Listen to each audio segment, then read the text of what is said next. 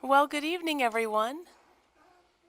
So, I've got 90 minutes to talk about me, and that is so exciting for me.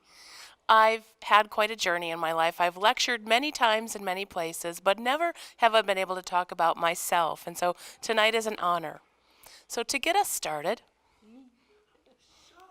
I'm going to begin with my family background. From childhood, high school, college, I'll explain to you how I decided upon my major, how I chose the college I wanted to attend, and how I got to my research topic.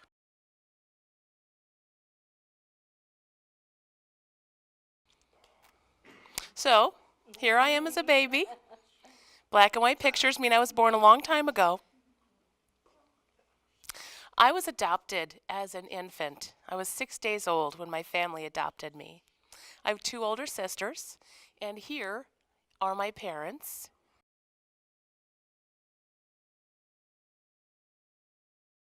My mom was a graduate of Boston College, but she remained a housewife. My father was a graduate of MIT. He was an engineer by trade, and he worked for one company for the entirety of his career. It was Pratt and Whitney. They were an airplane company. They made engines. And so Dad worked as an engineer. He worked his way up the corporate ladder until he became the director of research and development. And so really research is in my blood, so to speak.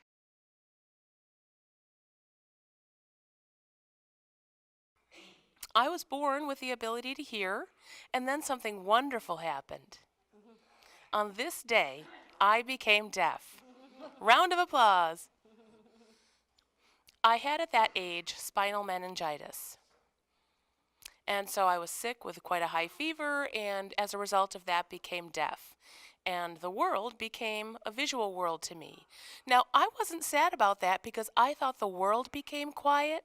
I thought everyone else couldn't hear, that all the televisions and phones were broken, but realized later that it was me and not the rest of the world.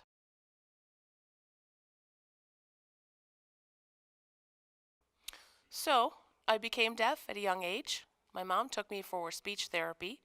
They wanted to teach me some sign language at the time as well, but keep in mind I was 5, so I already had the ability to use spoken English. So the speech therapist would show me pictures of different objects, things like a tree, and they would ask me what it was, and I would say the word tree. And they'd say, "No, that's wrong. Here's the sign for it." And I'm like, "Mom, that's a tree, right?" And my mom was caught in the middle. And she realized then that I was probably a better candidate for an oral education, and it really was my own doing that I didn't learn sign language at a younger age. So I was entered into a mainstream program, and it was a large group of deaf students all together in this program within a larger school. So there were 200 students from K to 12 in that school, and really I was the only profoundly deaf student amongst my hard of hearing peers. So it was a self-contained classroom with my peers who were deaf and who were hard of hearing, and then we would mainstream into the larger school environment for gym and things like that. And then in later years, we mainstreamed into some of our core subjects like history and math and science.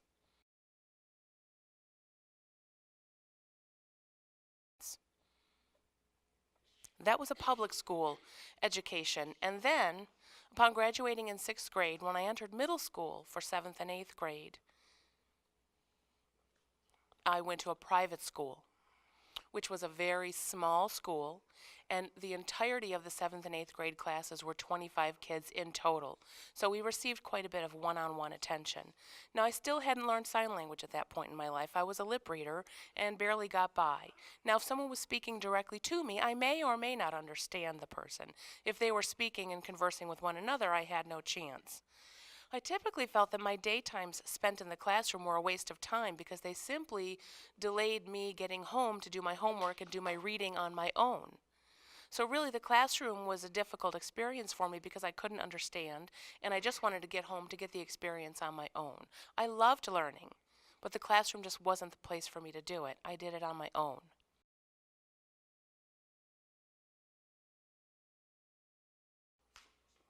Middle school was a lonely experience for me. At that time, there was a television show It was called The $6 Million Man. Who remembers the $6 Million Man? Okay, so that's the old people in the room. Just so you know, you've all just dated yourselves. It was um, it was probably the early '80s, and there was the Bionic Woman as well. She had her own television show, but the $6 Million Man had a bionic arm. He had a bionic leg and a bionic ear. And so he could hear things from very far away. And as a kid, I saw that show every week and I watched the commercial. And then I saw, it wasn't, I saw, I was going to say I saw a television commercial for a cochlear implant, but it wasn't a television commercial.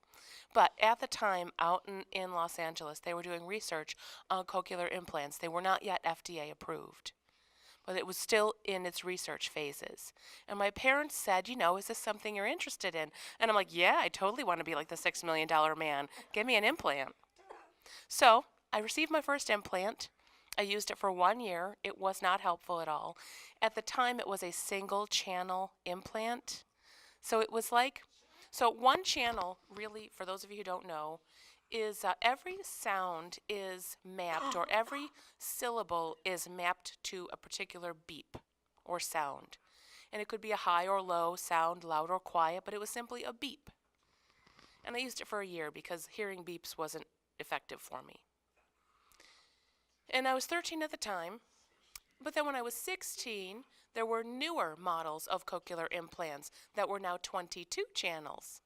And so I thought that was like 22 times better than my first experience. So I begged my mom and dad, and they didn't want me to have the surgery the second time.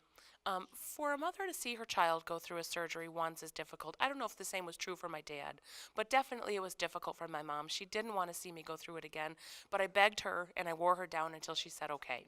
So here,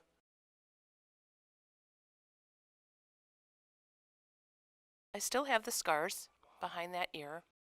And I wore that second 22 channel implant for 9 months. Yeah.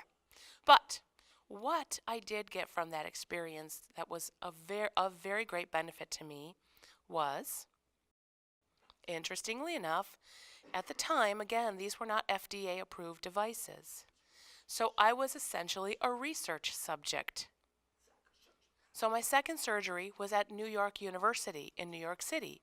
And every 2 weeks, I went to New York City and I was tested. I was a research subject. PhD dissertation topics, postdoctoral fellows worked with me. I received stimuli from experiments. I understood why they were designed the way they were. I knew what a dissertation meant. I knew at that age what a postdoctoral fellowship meant, that it was getting continued training and research experiences after your dissertation and your PhD. So that really was of great benefit to me.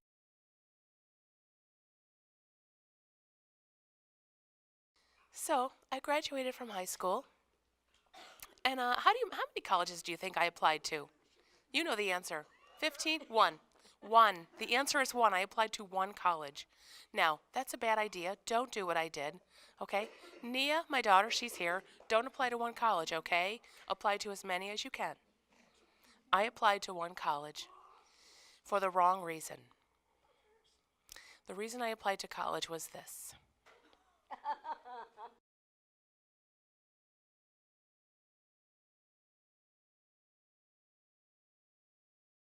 During high school, I was a polo player.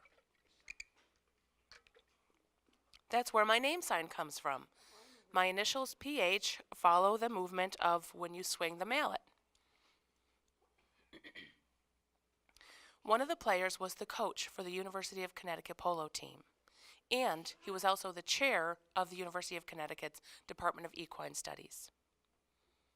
So, the very first dream that I had was to become a horse breeder. I trained horses. I trained horses for many years, so that was a logical step for me. So I get into the University of Connecticut on the day of orientation, freshman orientation. You know how unfamiliar you are with that whole environment. I had this person following me all day long, someone I didn't know. And then I started talking with people, and she was telling me what they said, and I'm like, what are you doing? And she would explain to me, she said, I'm an oral interpreter. And I'm like, that's a job? You get paid to do this? People hire you to do this? I'm like, wow, that is so cool. Okay, follow along. And, she was great. She just followed me all day. So I took 5 courses as a student. One was like chemistry and biology, history, maybe pre-calc, and freshman English. Oral interpreter, she had big lips, she used lipstick, and she was the same interpreter for 4 of my classes. But my other interpreter for my English class was different. Now, oral interpreters speak very clearly. You can see them from far away. They articulate very well. And even though I could see her lips moving, the words were new to me. And I wasn't sure if this chemistry word was 1 word or 5 words all jumbled together. The interpreter for my oral interpreter for my English class was an oral interpreter, and then she let some signs slip out every once in a while. As it turns out, she was a professor at the interpreting program at the college. And she encouraged me to use what was called sign-supported speech. So today's topic is, and it was helpful to me to see it on her lips and to be supported visually by the signs. So I withdrew from all 4 of the classes that other interpreter oral interpreted, and I passed freshman English with that one sign-supported speech interpreter. So that interpreter was actually, like I said, a professor at the college, another college. And I decided then that I would take a temporary leave and take sign language classes at the college where she was a professor, and I would come back to my equine studies, but I never did.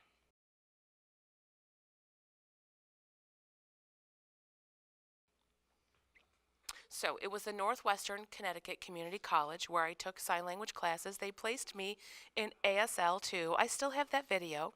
It's VHS, just so you know, but I do have it. So I was in ASL 2 through 4. I became president of the ASL club, or the Deaf club. I forget. I think it was the ASL club. So I was the president of that. My ex-wife was the vice president. She's here in the audience. I was involved in the deaf community. I was active. I was completely immersed in the environment. It's very similar to the NTID freshman environment because for them, for the most part, academics take a secondary role to socialization and partying. So in the dorm, I was an RA, and it was a dorm that was housing for interpreting students and deaf students. Lots of drama, loads. And I learned things about eating disorders. Some of the students had suicide attempts. It was very challenging. I looked for psychologists in the state of Connecticut using a TTY way back then. I wanted someone to come and consult and provide some educational opportunities, but there was no one in the state of Connecticut. Now, there was one, mind you, who worked in the hospital. And that was someone who worked in an inpatient unit.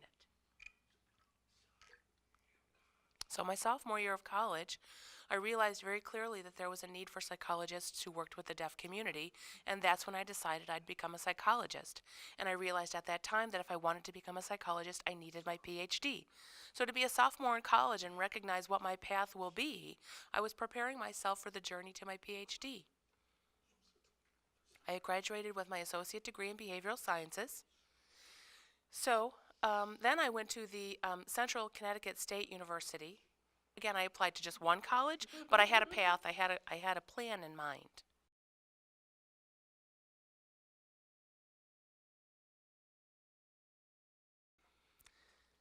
So it took me 5 years to graduate, so I'm not much different than many deaf students because much of my freshman year was spent having a good time. Really not 5 years, I'll say it was 4.5 years to graduation. I could have graduated in December, majored in psychology. But I realized if I stayed one more semester, I could get a dual degree by taking my elective courses and minoring and then majoring in philosophy as well. But I knew, again, my goal was to attain my PhD. So because of that, I took many electives specifically geared. They weren't required, but they were geared toward me getting into doctoral studies. So as an elective, I was able to choose an externship. It wasn't required for my degree, but I chose it, which meant for 2 semesters every weekend, I worked at a psychiatric hospital. where that one psychologist, the one in the state who I mentioned, worked. So I worked during the week. I would meet with this psychologist, and he would talk to me about the patients and their various mental illnesses, who were deaf, the deaf patients anyway. And I spent weekends working there as part of my externship. I also worked at a number of labs. I was very assertive. I would go to the labs, ask them if they needed any help. They'd say, "We don't have any money, any funds to support you," and I didn't care. I just wanted to be in the environment. One of them was an eating disorder lab that surveyed individuals who had eating disorders, so I learned a lot about statistics there. Another lab I worked in was a learning lab that studied learning techniques and behaviors using pigeons. And so we had a computer program that created stimuli to train the pigeons. Another elective that I chose was working on my thesis. Now, the RIT psychology department here requires a thesis. My degree did not, but I pursued one anyway. I actually did IRB review board approvals and went to a school for the deaf and collected data and analyzed my data. It was quite a rigorous process. You'll see there my BA thesis title. I was interested in how deaf people best learned. Obviously, it's not through auditory channels. I wondered if it was through sign channels, written English, or some form of signed English.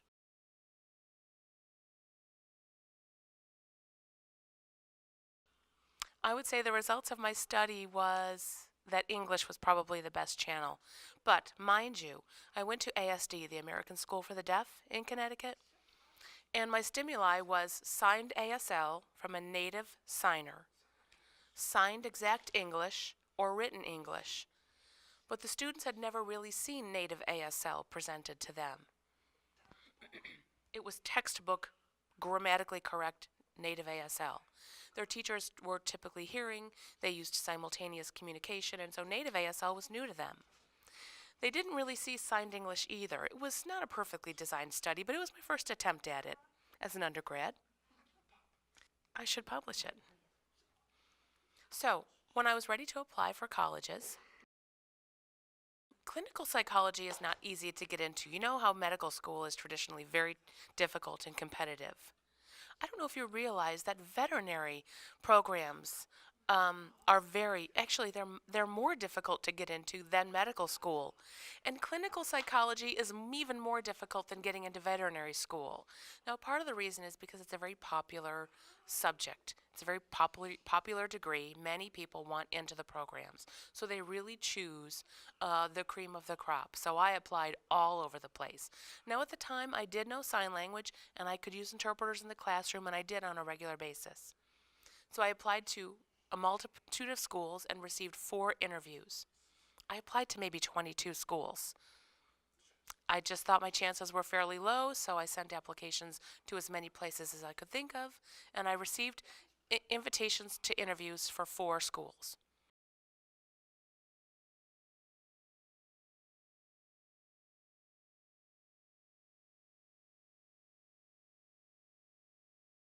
So I arrived to the first university for my interview. All 4 already knew that I was deaf. And the first university I arrived at for my interview, they had a student who volunteered to interpret for me for the interview. And then the second university hired an actual interpreter for half of the day. And the second half of the day, they wanted to see how I would do without an interpreter for the rest of the day. So it was a test, basically. And then the third university had an interpreter for me for the full day. I mentioned that I applied for the clinical psychology program, and this third university had 2 programs. That one would be in clinical psychology and one would be in rehab services as well. It was a dual degree. They were very excited about how much I would be able to teach to disabled individuals. And I thought, no, that is not what I'm going for. Clinical psychology is my goal. So the 4th university I went to interview at was Gallaudet University. And really it was my last choice, not because it was Gallaudet specifically. Very many deaf individuals go to Gallaudet University for their college experience.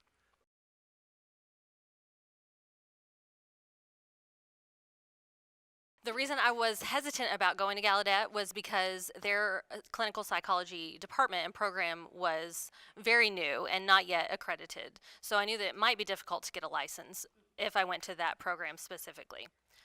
But I arrived for the interview at Gallaudet and did not need an interpreter at all. Faculty and staff all knew about deaf research related to individuals who sign, and they could sign as well. Really, it was the best day of my life, and I decided I wanted to be there forever. So I chose Gallaudet University to attend for my PhD.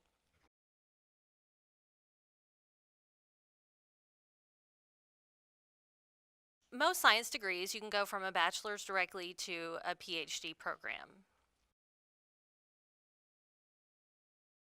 And the PhD program at Gallaudet has the option of, during your second or third year, you can take your comprehensive exams. If you pass those, then you can do a pre-dissertation.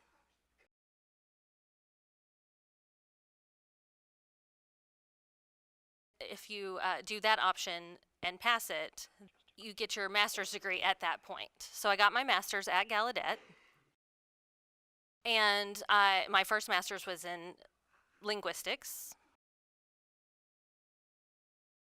Of course, many people there at Gallaudet talk about linguistics, and really, I felt like it was osmosis in a sense.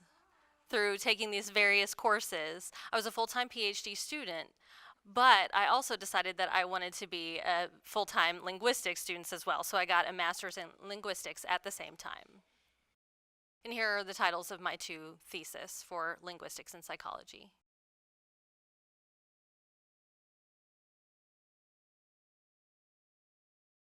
I really enjoyed linguistics.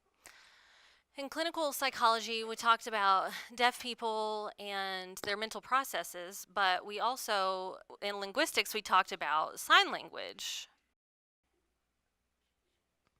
So I felt like there was a dual benefit from being in both programs at the same time. I had some clinical training, learned how to do psychotherapy, how to administer tests, how to do language testing, cognitive testing. I learned how to identify learning disabilities such as ADHD and dementia.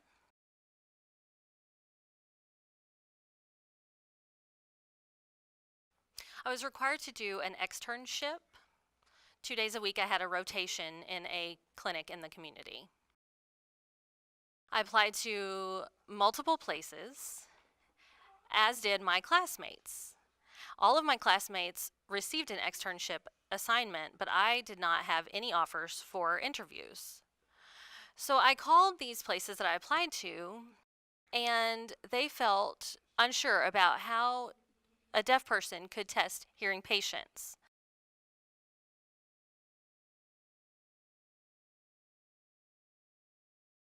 My professor had a colleague at the DC court system doing neuropsychology testing.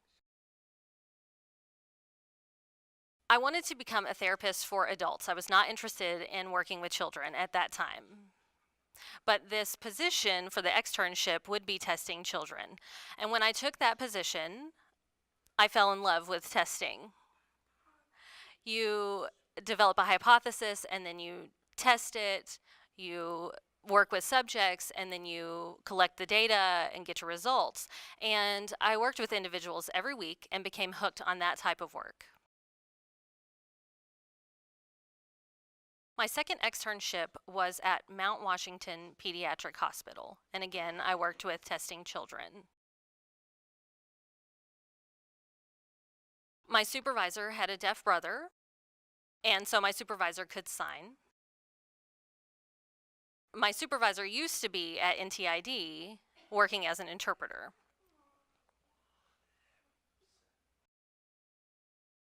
He became a specialist in one area of neuropsychological research, which was executive function. And you will hear me talk more about executive functioning later in my presentation. But at that time, he was developing a test that is now widely used. And he developed this test while I was there working with him. I got a lot of training at that time related to executive function.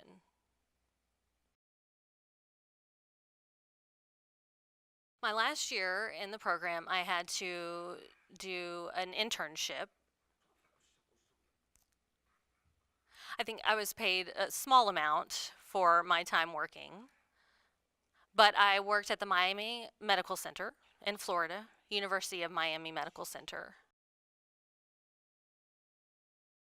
Most of my work was done in the neurosurgery unit with individuals who had head injuries. These patients arrived at the hospital with a coma or some type of an injury. Part of my work was trying to figure out their prognosis and predict their healing process.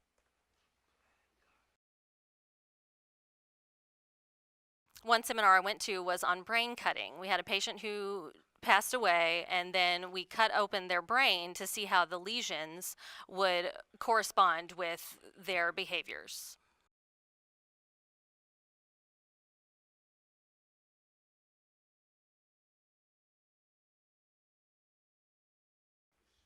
I graduated from Gallaudet, and this was my PhD dissertation, Deaf Readers, Phonological Encoding, an electromyogram study of covert reading behavior. A lot of my research at that time was related to reading.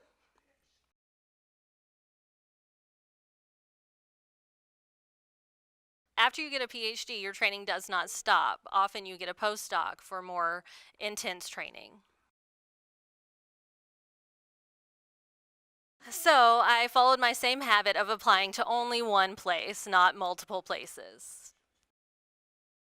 I had experienced a lot of frustration with discrimination and oppression, and I was very tired of it at this point. I have many examples, but I will give you one that's actual discrimination. I applied to one internship position. Many places, when they offered me, did not realize that I was deaf or mentioned that they did not, even though I willingly admitted it in my application. One place offered me an interview, and I asked for an interpreter, and they responded that they did not understand that I was deaf, and so they canceled my interview. And my chair called them and told them that that was not acceptable and that that was discrimination happening. So for my postdoc experience, I applied to one place, the University of Rochester. I knew that Rochester would be potentially a very deaf-friendly place, so I was accepted for that internship.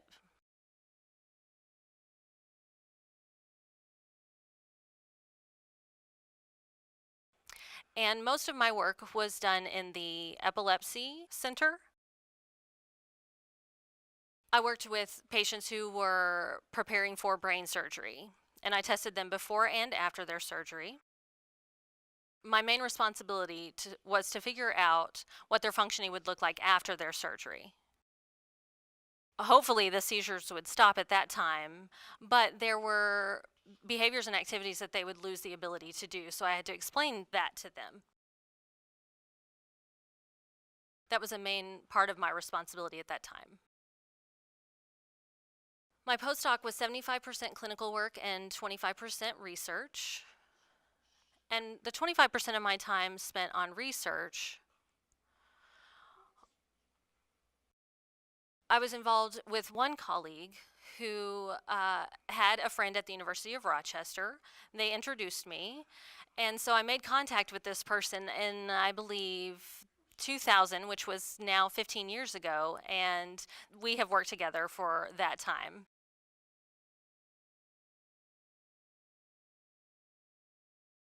And that is Daphne Belavier. During my PhD program, I didn't really have a scientific mentor. I had other mentors, but not a scientific mentor. And everything that I've learned about science and research, or most everything, was from Daphne.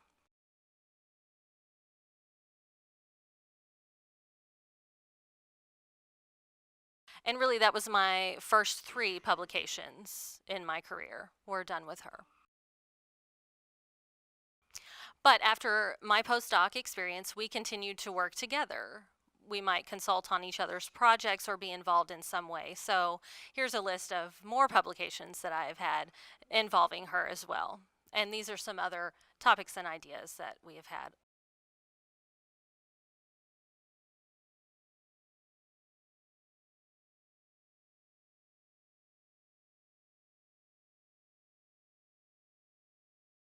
When I completed my postdoc, I wasn't sure what I would do next. I had been in school for quite a while, all of my life thus far, and I wasn't sure what to do after that point.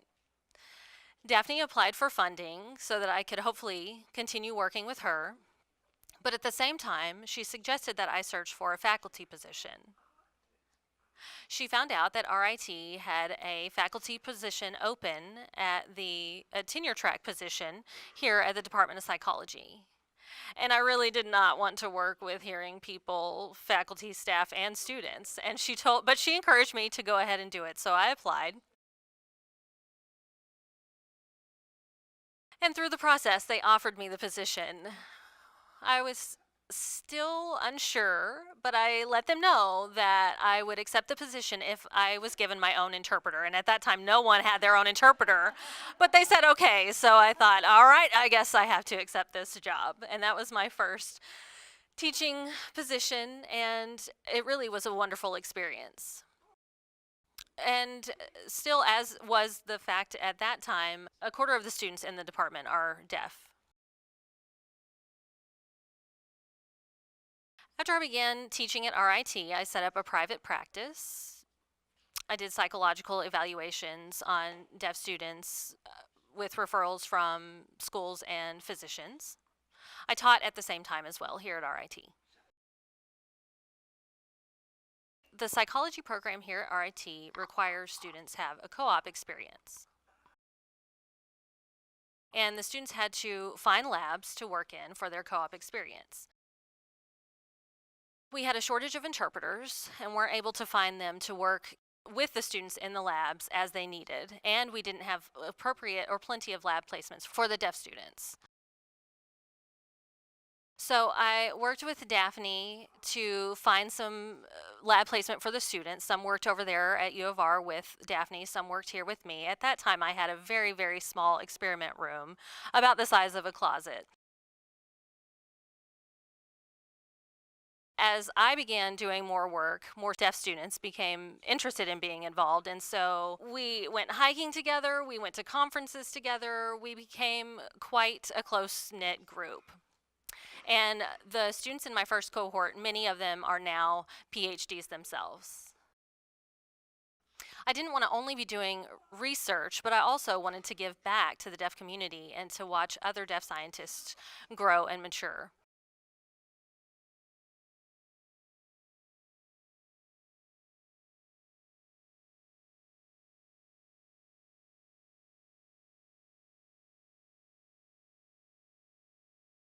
The chair of the department, the psychology department, Andy Herbert, he and I were hired at the same time. He studies vision and cognition, and then the chair would introduce me as Dr. Hauser, who studies deaf people. That was my label, became my label. And so when Daphne asked me what I wanted to name my lab when we were ready to set one up, I was at a loss for what to call it. But, I studied deaf people, so it became known as the Deaf Studies Laboratory, and that is how it happened. And it's vague enough to cover everything that we do within our lab, and we call it DSL for short.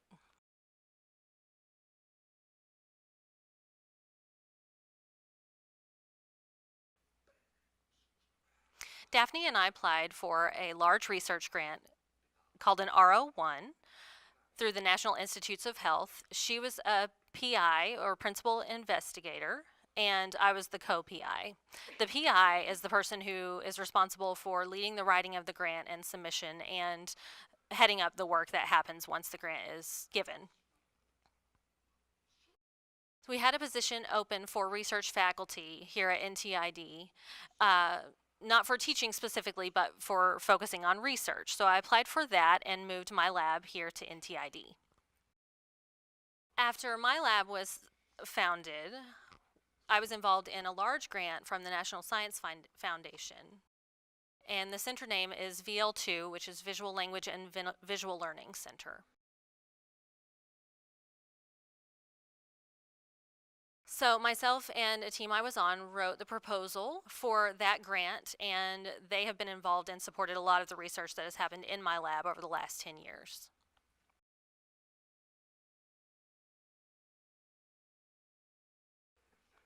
There are three main strands of research that I do related to deaf people. One is cognitive function, the second is language, and the third is their psychological well-being or psychosocial functioning.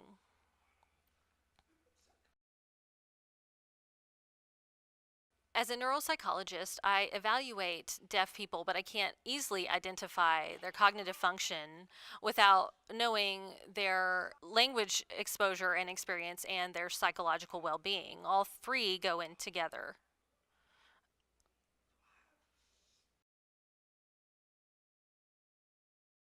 So really, I have three strands of topics that I study, which I'll expand upon more here shortly.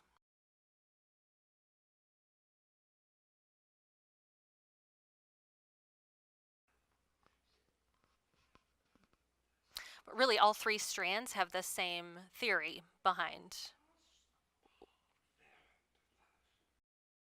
The first theory is the deficiency theory versus compensatory theory. With the deficiency theory, for your brain to have full growth, you must have all five senses. If you lose one of those senses, it's said that the brain cannot fully develop to its maximum. With the compensatory theory, they say that if you lose one of your five senses and you only have four left, the four that are left will become stronger. My research supports the compensatory theory. So, one example is what happens to deaf people's vision when they become deaf. It's been found that deaf people tend to have better periphery. They can catch things in their peripheral vision better than hearing people. I present at conferences and I give a hearing example. So how many of you are hearing here this evening? All right. How many of you who are hearing drive a vehicle? Now, those of you who drive in the city in an unknown area and you have your music on, if you're looking for a particular street and you need to pay attention more closely, how many of you turn your music down? Why do you do that? Why do you do that? PJ said she doesn't. But many hearing people turn down their music so that they can pay attention visually because their eyes and their ears are competing for attention. If you're deaf, you don't have the competing attention, so your eyes and your vision are more sensitive. And if you become deaf over the years, you become even more sensitive. And that supports the compensatory theory. Below that, you'll see the auditory scaffolding hypothesis versus the language scaffolding hypothesis. So imagine scaffolding like a building, right? And it's a structure that supports the workers as they work through the building, building it floor by floor from the ground up. So we sign scaffolding as a way to represent that.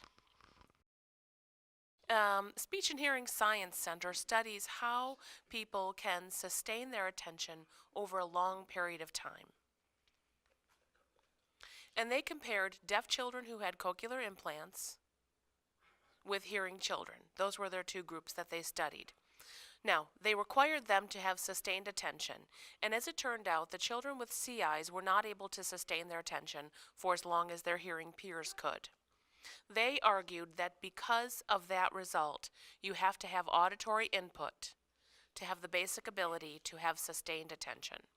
And they called that the auditory scaffolding hypothesis. Myself and one of my colleagues, who now works at NTID, Matt Dye, he and I replicated their study to a T. We replicated it without changing anything. Their methods, their methodology, all of it was identical, except we switched out the groups. We didn't study children with cochlear implants. We studied children who were born to deaf families. We call them deaf of deaf. So deaf children born to deaf families, meaning they had access and exposure to a visual language from birth. And so they developed a natural language through natural acquisition. And then we studied hearing children as well. We found no difference in those two groups, that both of those groups could have sustained attention. And because of that, we propose the language scaffolding hypothesis, that it's not auditory input that allows for sustained attention, it's a language basis that allows for sustained attention. So that was one of the theories that we were able to test in our lab.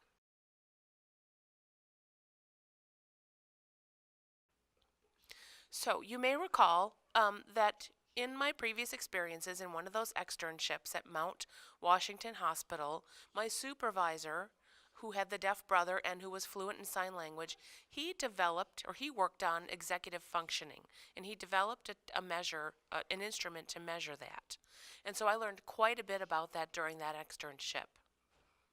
And so that really was my first initiation into the topic of executive functioning.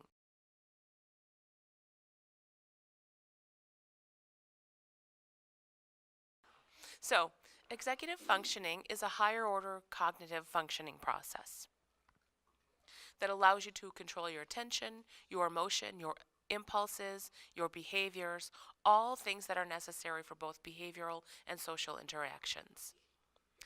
Cognitive functionings, we wondered if they developed on their own or if they were dependent upon your experiences. What challenges do you need? What things do you need to do in order to grow that ability to have well-functioning executive functioning? So it develops until about the age of 25, so if you're not yet there, keep working on it. So we were trying to determine what environmental factors contributed to good executive functioning. What of those experiences shaped the development and growth of executive functioning? Which is an interesting question for scientists, because scientists, government agencies typically award monies, and they're not always interested in deaf people per se. There's probably a small population, but they are interested in language and the brain. And so we were able to say it's very difficult to study how language impacts the brain. You know, you can't have a child that's born in this world and not expose them to language. There are very rare case studies, Jeannie, Victor, that happened decades ago. But it's not ethical at this point in time, unfortunately, to take a child and remove them from any kind of natural language input. It's not possible. So the best way you can then study is to study deaf people who, just by nature of being deaf, it's unfortunate, but by nature of being deaf, they are limited to their language access in the world for a number of reasons. But that helps us to understand, ultimately, the language acquisition and the development of executive functioning in the brain. There were a number of executive functioning tasks that we gave to adult subjects. I'll just show you the slide because it's very understandable if you just look at it. This is simply a connect the dots. Sequentially, numerically connect the dots.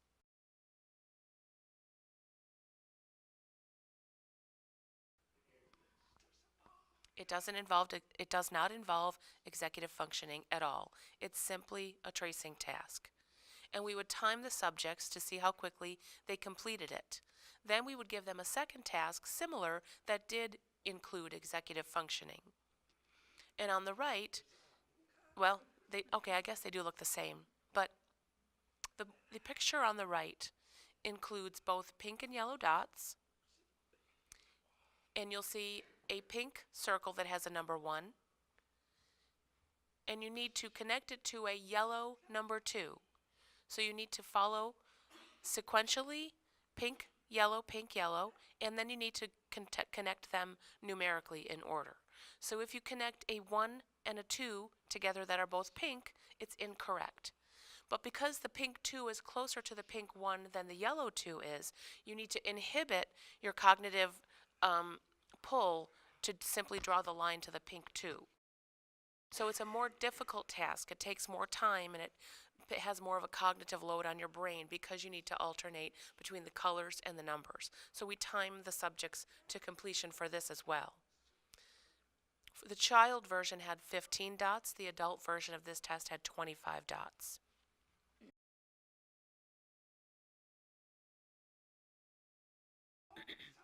Early signers are individuals who are born deaf to deaf families, and so they have language acquisition and exposure from birth.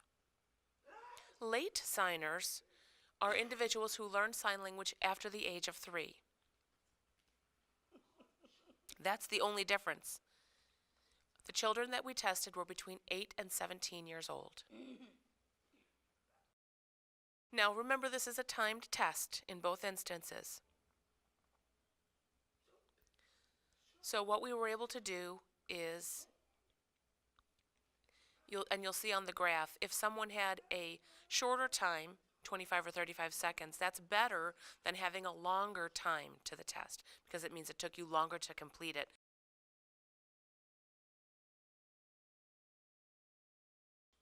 So we did see differences between the two groups. It seems that exposure earlier in life to a natural sign language benefited an individual's executive functioning development. Then we wondered if at later ages did they catch up?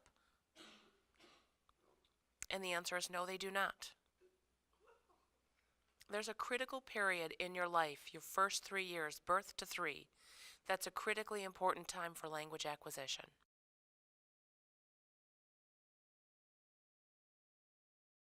So I'm going to go through the remainder of the slides a little bit quickly, and I'll save the last one and kind of go in greater depth at later slides. So we studied a number of signed languages and reading tests, and one thing that I've studied that I feel most proud of, that I feel is my greatest contribution to the field. Keep in mind, prior to my work, there was no way to study an individual's ability to use signed language. We would typically look at individuals who were from deaf families and compare them to deaf individuals who were from hearing families, and we assumed that deaf individuals from deaf families signed better. But you have to remember that even amongst the group of deaf signers from deaf families, there is a variety of skills and abilities in sign language, but we had no way to measure those particular sign skills. So I was part of a team that developed the American Sign Language Sentence Reproduction Test. And it was the first of that kind of test that we ever had.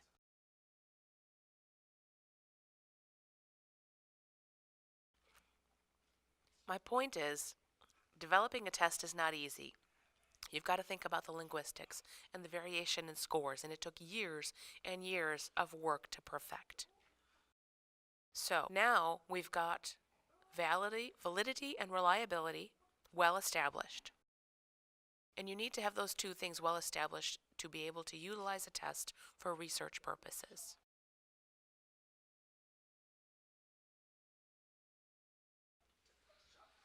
So we did a number of studies in which we were finally able to use the sentence reproduction test. We had a way finally to measure the sign language skills of the signing participants and subjects.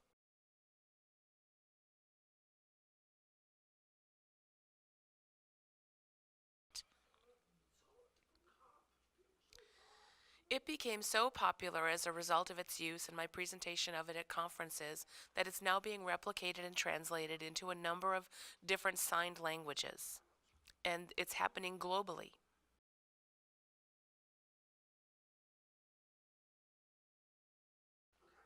Okay, so we're going to move away from language and move into stigma, or the psychological well-being aspect. This is more new research.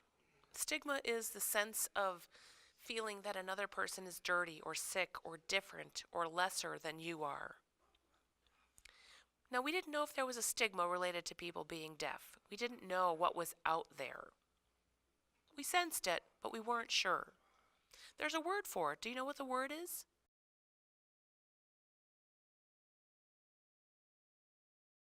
Audism is that word. Sexism, racism, and all of the other isms are ways to represent stigmas against a particular group. So they're not stigmas related to someone being different or sick or ill, but it's still a stigma when you talk about deafness. Tom Humphrey's PhD dissertation in 1977 was the first time that this word was coined. And it's looking upon deaf individuals as broken, in needing of being fixed, inferior, or less than individuals who are hearing.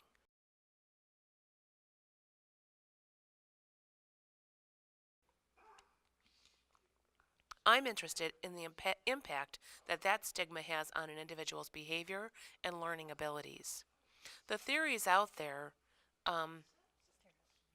about stereotypes talk about stereotypes feeding into the public stigma, that there's a common societal belief that is formed as a public stigma.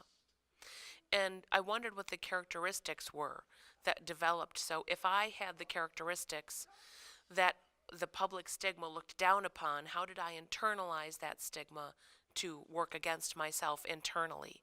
And it's that internalization that would then impact an individual's health and well-being and ability to function. Autism is out there, but we wondered, is there a way to prove if people internalize it or not?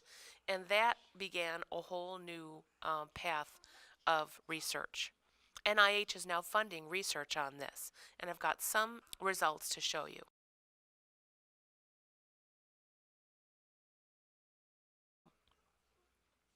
So this is how we determined we would measure the internalization of stigma. We took a tool that's been around since about 1998 that was called the IAT, the Implicit Association Test. So if you Google IAT, you'll find a number of internet connections that will give you an opportunity to test your various prejudices against particular groups, deafness being one. Now, I won't go into great detail about how this works, but briefly, you'll see images on a computer screen, images or words related to good or bad things, love, hate, things like that. And you'll see the word good and the word bad on the screen in the upper corners, and then you'll see an image. And you need to, using a keyboard, click if you think it's a good or a bad image, corresponding to where you see that word on the screen. And your reaction time is being measured in this case. Then you'll see a picture of deaf or hearing people. And there were two different versions. One of the versions simply had a person, an image of a person with a frame around their face that would tell them if the frame was yellow, for example, it was a deaf person or a hearing person. And so if you saw a person from a side view without a hearing aid, they were hearing. If you saw them with a hearing aid, they were deaf. If you saw them with a phone, they were hearing. If you saw them signing to a video phone, they were deaf. So there were different versions that used different pictures. But the point was, if you thought the person was deaf, you'd click one key. If you thought they were hearing, you'd click another key. And you were simply presented with a number of various images.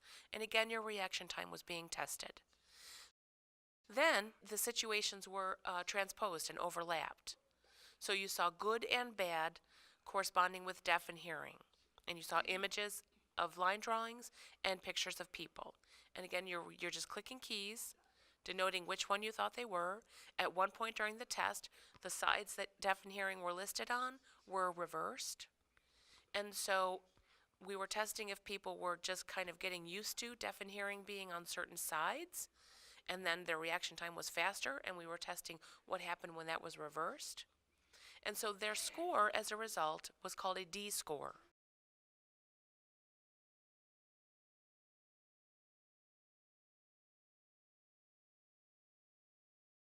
And the D score ranged from +1 to -1. The closer they were toward a negative score, the more obvious it was that they had a bias against deaf individuals, or they associated bad things with deaf people. The closer your score was to +1, the more you associated deafness with being good.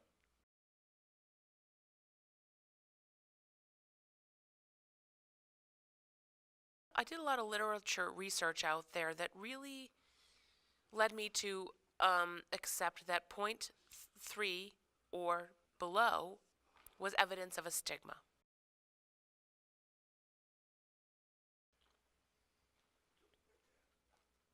So, what we did is we administered this test through the internet.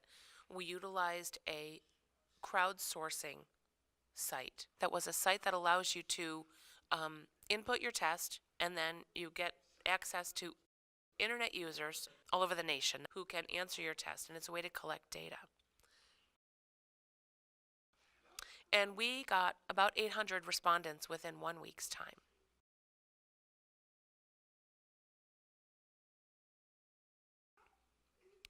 The median D score from that crowdfunding was a minus -0.5, which is evidence to us of a public stigma, evidence that there's a connection between deafness being bad. And we were not surprised at that result.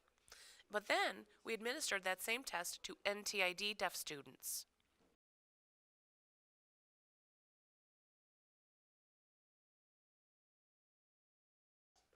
Not as bad as the public stigma of the general public through crowdsourcing, but closer to the end of the spectrum that leads us to say they don't perceive deafness as being bad. Now, there is some internalization of oppression, and there's some resistance of the oppression in autism. And those groups then need to be looked at. What determines how they resist it versus how they internalize it? So that's where I shifted my focus on just the group of deaf students.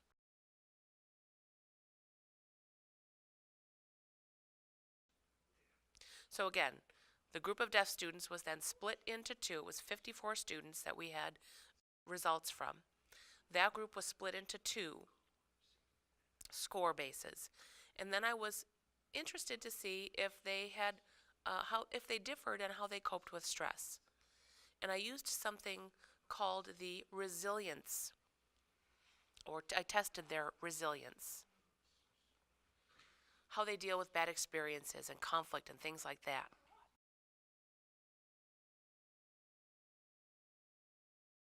So this deals with your being knocked down in life, but your ability to bounce back quickly and how that happens.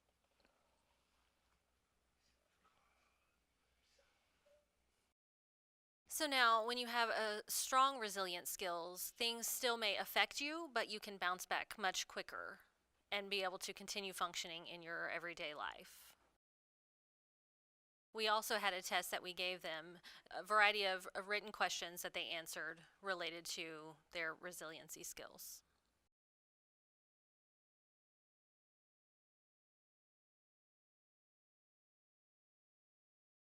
We found that those who resisted autism and felt that deafness was good tended to have a resilience score or a number that was equal to their hearing peers. Those individuals who internalized autism and didn't have as strong resiliency skills or had weaker resiliency skills. And those who had better resiliency skills and resisted autism were more involved in the deaf community compared to those who had weaker resiliency skills. And there was no difference with those who, both groups, both were involved in the hearing communities about the same. There was no difference in those. The difference was their involvement in the deaf community. And those who resisted autism and had stronger resiliency skills had greater sign language skills compared to the group who internalized autism. So we realized that being involved in the deaf community and having greater sign language skills would help them to resist autism and be more resilient in general. When you sign, you have more access to the deaf community. You're able to develop tools to navigate life from interacting with other deaf individuals. You can see other deaf people who have a variety of tools with the ability to navigate life, and you can pick and choose those tools and incorporate them into your own life experience and navigate the world that way.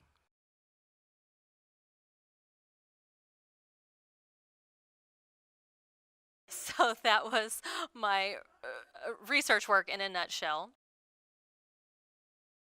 My favorite part is not the research itself. Really, it's more back to the reason that I founded the Deaf Studies Lab. Deaf students need a place to perform research.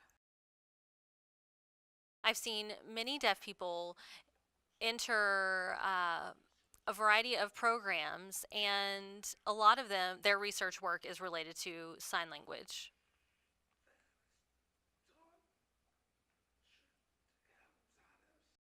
Jim DeCaro and Steve Barnett are not here this evening, but I began working with them as well as Dr. PJ Simpson-Hyderis, who is here this evening and introduced me. She works at the University of Rochester. And we got together and wrote a grant, not specifically for research, but specifically for training deaf students to enter biomedical and behavioral research fields.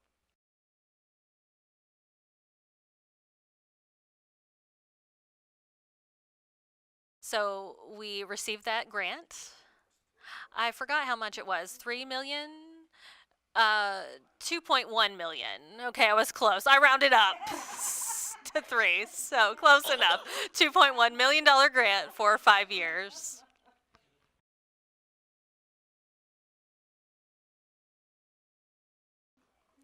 The name of the program is the Rochester Bridges to the Doctorate. We use this sign for the Bridges program. And this lecture series that we're having this evening is part of our program, our curriculum for our program. We bring in a variety of scientists to talk about their journeys. And now I'm showing this video for the first time at NTID.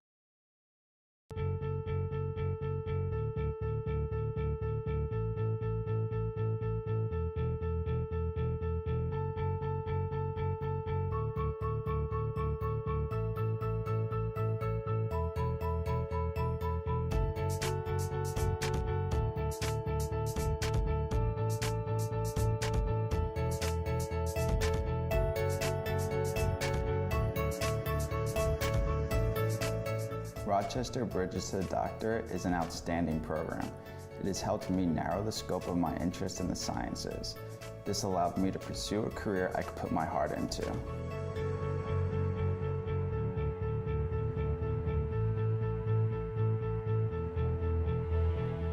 By being part of the Bridges program, I am able to begin to navigate the academic world.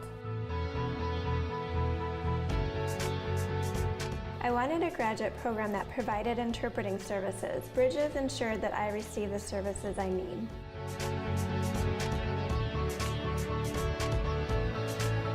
All Bridges scholars work with a team of mentors who help us attain a PhD.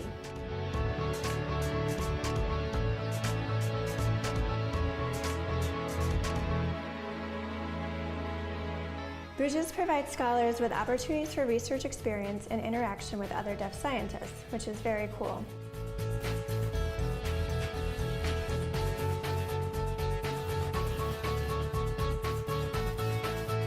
Bridges has partnered with the University of Rochester to cover the expenses of graduate courses like scientific communication, ethics and research, and classes aligned with your interests. RIT and U of R will provide you support during your studies.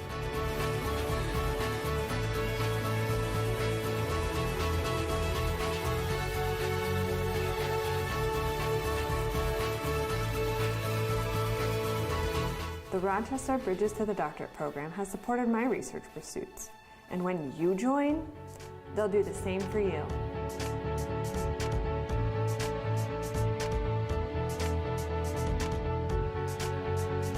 One goal of the Bridges program is to pay you to be a research assistant for top scientists through a variety of lab rotations.